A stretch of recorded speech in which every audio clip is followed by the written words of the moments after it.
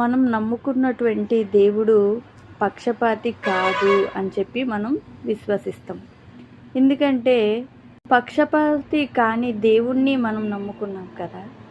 మనం నమ్ముకున్న దేవుడు పక్షపాతి కాదు అని మనమే అంటాం.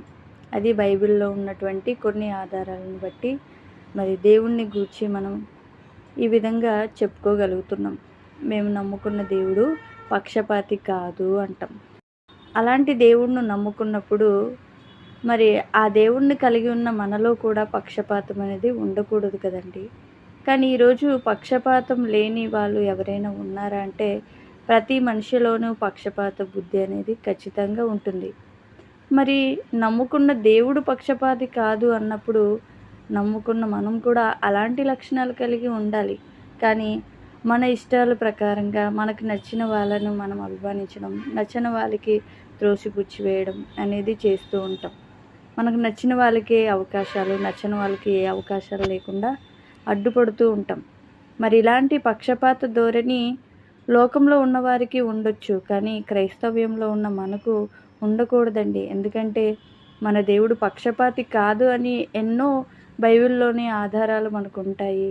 దేవుడే తాను చెప్పుకున్నాడు. అలాగే భక్తుల ద్వారా కూడా ఆయన ఎటువంటి దేవుడో, ఎలాంటి పక్షపాతి లేని దేవుడు అని ఆయన చెప్పడం జరిగిందండి. మరి దానికి సంబంధించిన కొన్ని ఆధారాలు మనం చూసుకుందామండి. మరి బైబిల్ ప్రకారంగా దేవుడు అందరినీ సమానంగా చూసే నిష్పక్షపాతి. మరి ఆయన మనుషులకు కులం కానీ, మతం కానీ, హోదా లేదా వర్ణాన్ని బట్టి భేదాలు చూపించేటువంటి దేవుడు కాదు. ఈరోజు ఈ కులం, మతం అనేది మనుషుల ద్వారా వచ్చింది. ఈ హోదా అనేది లేదా రకరకాల మనుషుల్లో స్థాయిలు, ధనికుడు, దరిద్రుడు అనేది లోకంలో ఉన్నటువంటి మనుషుల యొక్క ఆలోచన విధానాన్ని బట్టి వచ్చింది. తెలుపు, నలుపు అనేది దేవుడు ఇది సృష్టించింది. కాబట్టి మనుషులందరినీ సృష్టించిన ఆ దేవుడు ఆయనే. కాబట్టి వాళ్ళు ఎలాంటి వారైనప్పటికీ ఎటువంటి పక్షపాతం లేకుండా నిష్పక్షపాతిగా దేవుడు మనుషులందరినీ చూస్తున్నాడండి.